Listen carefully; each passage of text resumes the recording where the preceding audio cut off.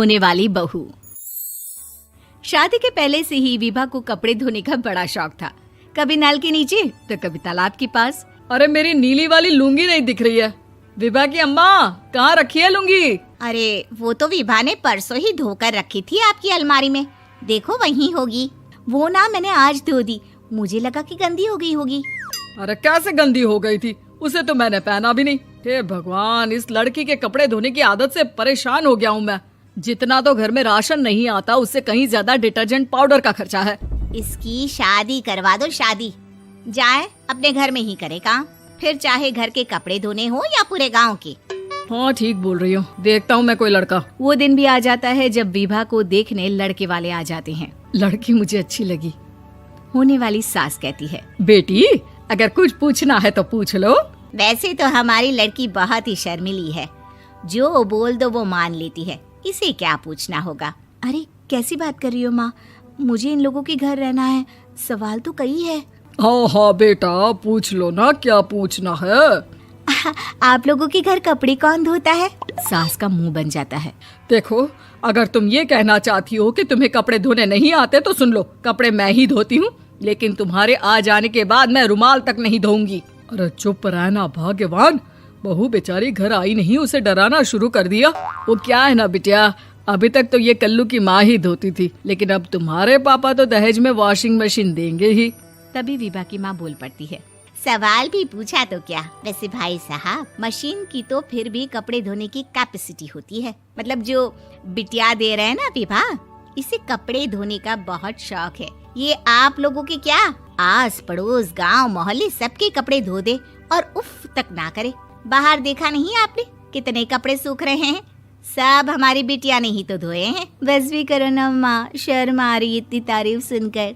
और तो और एक दाग निकाल कर दिखाओ तो मान जाऊं। हाँ अच्छा, माफ करना बेटा, मैंने गलत समझा।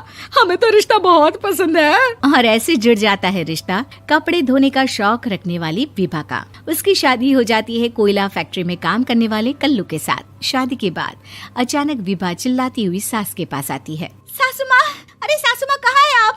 ये तो धोखा है, धोखा दिया आप लोगों ने मुझे। इसे ससुर के चक्कर के बारे में पता चल गया। अरे तो उसमें तुझे क्यों धोखा मिला है? अरे नल में पानी नहीं आता, कपड़े कैसे कब धुलेंगे?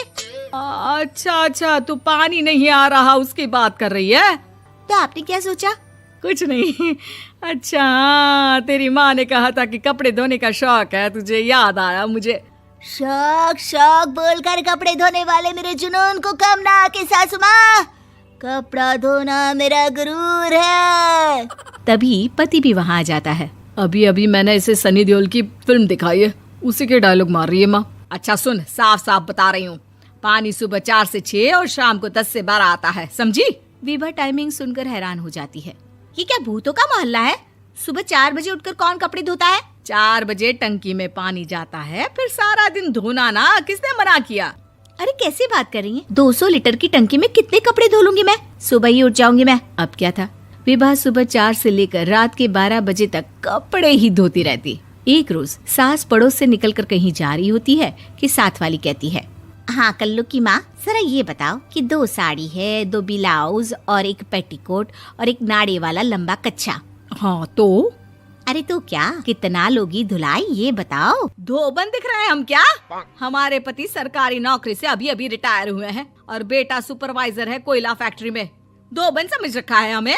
हाय रे कल्लू की अम्मा, माफ कर दो, वो तो मोहल्ले में यही सब बता रहे थे कि तुमने बहू को कपड़ा धुलवाने के काम में लगा दिया है। सास को पड़ोसन की बात सुनकर गुस्सा आ जाता है। वो घर पहुंचती है जहां घर के बाहर ही इतने सारे कपड़े सूख रहे होते हैं जितने कि किसी धोबन के घर पर। अरे ओ कल्लू की दुल्हन, बाहर निकल।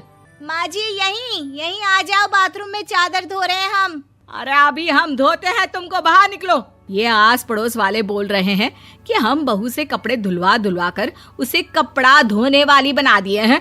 अरे छोड़ो ना माँ जी, किन लोगों की बातों में आती हो? आस पास के लोगों का तो काम ही होता है कि वो किसी तरह सास बहू को लड़ा दे। बहू सारे घर के कपड़े धोती है, ये क्या कम है? बोलिए। सास को भी लग जाता है कि वो बहू का ये सनकीपन नहीं छुड़वा सकती, इससे अच्छा है कि खुद ही चुप हो जाए। एक रोज सास और बहू मंदिर जाते हैं, जहाँ सास की साड़ी वहाँ खड़ी भीख मांगने वाली से मिलती है। माँ जी क्या बात है, आपकी साड़ी उस भिखारन से कितनी मिल रही है ना? हाँ हाँ देखो तो, दोनों की साड़ी मिल रही है। क्या बात है कल्लू की अम्मा, तुम खुद को तो अफसर की बीवी बताती हो और ऐसी सिंपल सी प्लेन साड़ी पहनकर घूमती हो। सिंपल और प्लेन नहीं है ये साड़ी। तो क्या सोने के धागे से फूल बने हैं? कुछ भी सासू माँ, कुछ भी। हाँ बने थे इस साड़ी में सोने के धागे से फूल। मेरे पति लेकर आए थे मद्रास से स्पेशली मेरे लिए 10,000 की। ताहे भाई साहब इस भिखारन के लिए भी सेम टू सेम साड़ी लेकर आए होंगे 10,000 की। सास उस वक्त तो कुछ नहीं कहती, लेकिन बहू के साथ घर आती है और अलमारी से एल्बम निकाल कर लाती है। ये साड़ी देख रही है, ये वही साड़ी है जिसे मैंने अभी पहना था। इस साड़ी में ये जो चमकदार फूल दिख रहे हैं ना, ये सोने के धागों से काटे गए हैं। लेकिन तू लोकल वॉशिंग मशीन ब्रश से घिस घिस कर सारे फूलों को निकाल कर साड़ी प्लेन कर दी। मुझे माफ कर दीजिए सासू माँ। और तो और, जब मैंने तुझे तेरी गलती के लिए कुछ नहीं कहा, लेकिन तूने तो सबके सामने मेरा मजाक ही बना दिया। क्यों? बहू को समझ में आ जाता है कि अब से उसका कपड़े धोना बंद।